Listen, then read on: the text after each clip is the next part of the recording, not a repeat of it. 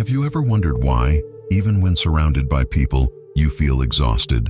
Why does it seem that the more you are there for others, the less you are there for yourself? The answer isn't in what they do to you, it's in what you allow.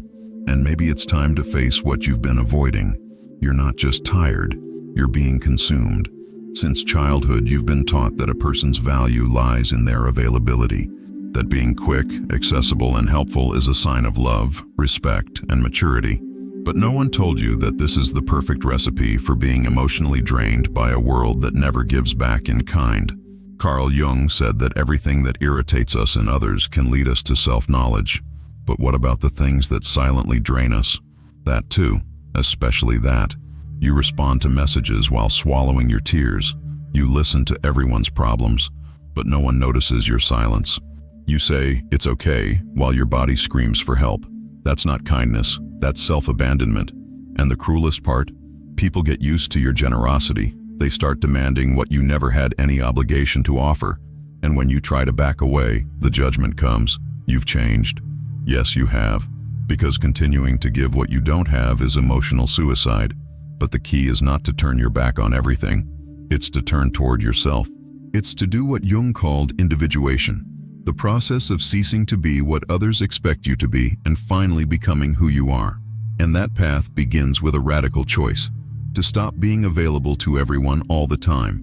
Because the more you try to be there for others, the more absent you become from yourself. And from here on, everything changes. Because this is no longer a video about self-care.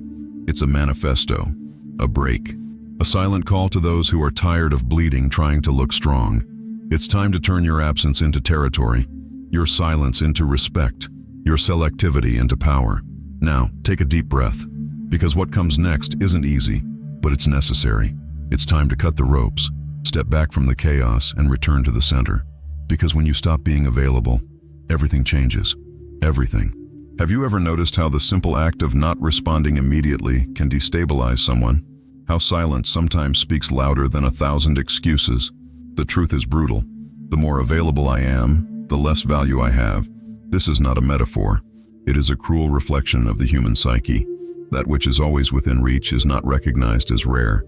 It is treated as a resource, as emotional utility. It took me a long time to understand this. I was always taught that presence was synonymous with love, that being available was proof of character, empathy, loyalty. But what no one told me was that this unrestricted availability made me predictable. And predictability is the first step toward becoming disposable. People who only sought me out when they needed to be saved. Messages answered in seconds that never received a reply. Relationships that only existed as long as I said yes. Carl Jung called this the persona, the mask we wear to be accepted. And I wore that mask for years, always smiling, understanding, present, even when I was bleeding inside, even when my silence would have been the boundary that needed to be imposed. That mask made me functional, useful, but never whole. With every hasty response, every "it's okay" swallowed with anger, I betrayed myself. And this betrayal was not dramatic, it was silent. Like a faucet dripping until it drained an entire reservoir.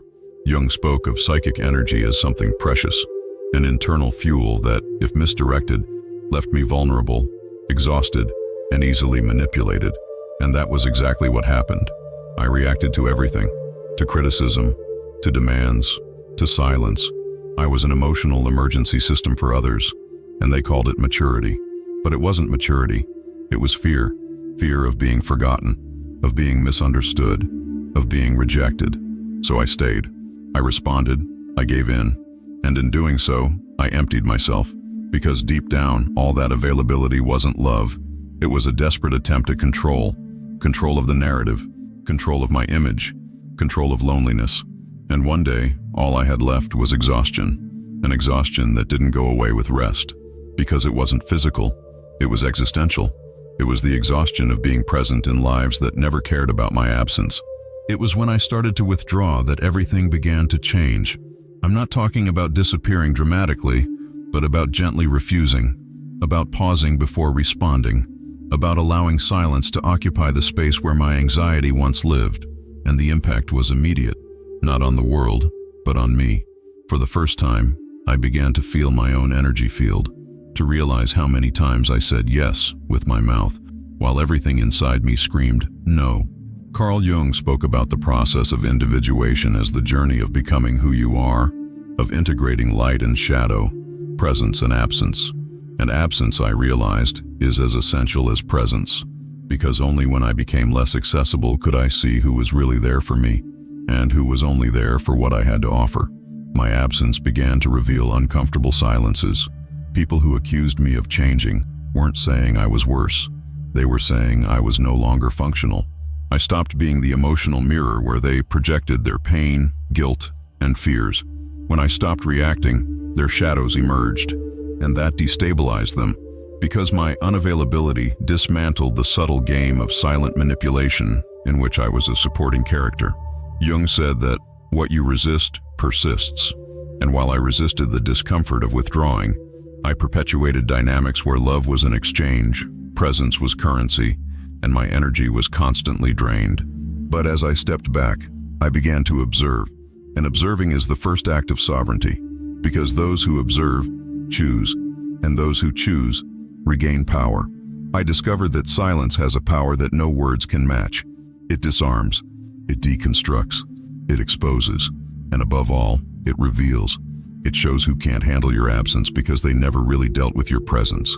Being less available reconnected me with something I had forgotten: the right to exist without having to justify myself all the time, not to be emotionally accessible at any time, by anyone, for any reason, to be before serving. It is in this space of retreat that true reconstruction begins, because it is not an absence of care, it is the presence of awareness, and it transforms everything. That's when I discovered that silence is not absence, it is amplified presence. It is when I stop talking that the world begins to listen. Jung saw silence as a fertile psychic arena, the space where the soul hears itself for the first time without interference. And that's exactly what happened to me. At first, silence felt like punishment, an absence of affection, a self-imposed punishment. But over time, it revealed itself to be a mirror. In silence, I began to see patterns, emotional repetitions, the subtle traps I fell into just to feel needed.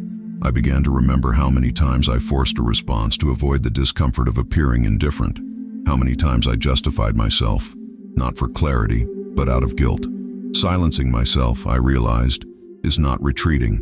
It is freeing myself from the need to prove something all the time. And you know what's even scarier? How much silence bothers others. When I stopped responding immediately, explaining every choice, trying to maintain harmony at any cost, there was a noise, but not from me, from them. It was the collapse of projection, because while I was talking, they had narrative control. But when I shut up, that control was lost, and what remained was discomfort with their own reflection. That's when I understood that true power isn't in arguing, but in choosing where and with whom my energy will be spent. Every word is an emotional investment, and I had learned to distribute them as if they were infinite. But now every silence of mine was a statement. I am no longer available for any game, any drama, any dynamic that demands from me what I no longer have to offer. That silence also selected. People disappeared. Some called me cold, others called me arrogant, but none of them could live with the version of me that didn't need to be accepted to exist, and that was liberating, because those who only recognized me for my role never really saw me. Silence rebuilt my inner dignity.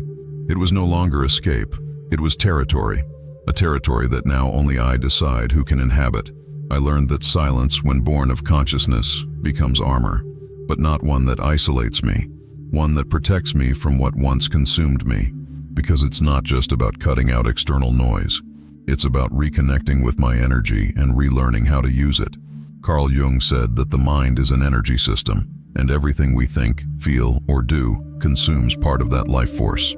The problem is that, for a long time, I let others decide where it went, responding out of politeness, justifying out of fear, accepting out of guilt. Every gesture I made was a micro-renunciation, an unconscious donation, and at the end of the day, I was left exhausted, not physically, but psychologically. I felt drained without knowing why, until I understood. My energy wasn't being wasted, it was being stolen, and the thief was often habit, the habit of pleasing, of explaining, of always being present. The habit of keeping alive conversations that were already dead, relationships that had expired, roles I never wanted to take on. And the more I kept it up, the more I lost myself. But then I started to choose, to be selective with my soul, to withdraw from empty discussions, to remain silent in the face of provocation, to close doors that only led to my own erosion. And something magical began to happen. My presence became more intense, less frequent, more powerful, less talkative, more respected. Jung said that the process of individuation requires isolation, but not a bitter isolation, a sacred isolation, a time of seclusion so that I could hear myself again, far from the hysteria of the world. And it was in that space that I found my real voice, not the one that pleases, but the one that sustains, not the one that responds, but the one that decides. It was also in that silence that I realized something essential. Those who walked away when I stopped being accessible were never really with me, and those who tried to provoke me, to pull me back into my old role, only revealed how much they depended on my imbalance to maintain their own control. My departure didn't hurt anyone. It only revealed wounds that were always there. And then I understood. Protecting my energy is not selfishness. It is sovereignty. And if that cost me company, it is because that company was never communion. It was consumption. When I finally stopped being always present, something died, and something was born. It was not a romantic transformation. It was an amputation, cutting the invisible strings that tied me to the old role of savior, advisor, emotional shoulder. With every no I said, a part of me cried, not out of pain, but out of liberation. It was the silent cry of someone who, for the first time, chose themselves before choosing to please others. Silence came first, and it was brutal. It felt like I had committed a crime by not responding, by not explaining, by refusing. People distanced themselves. Others attacked me with words disguised as concern. They said I had changed, and they were right. I changed, and thank goodness I did, because what existed before was not presence. It was emotional slavery disguised as empathy.